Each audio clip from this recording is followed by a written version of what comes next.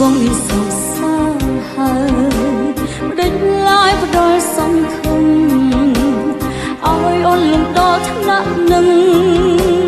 ទើបដឹងបងមានគេពេលដែលបងតាមស្រឡាញ់អូនព្រិចធ្វើខ្លួនដូចនៅតំណែបងលិសោតពេកហើយមានមេបងដឹងតែអូនឈឺប៉ុណ្ណាហេតុអ្វីក៏ហងអូនថាបងគ្មា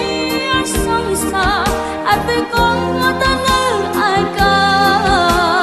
ទាំងដែលបងមានគេក៏ហងអូនធ្វើ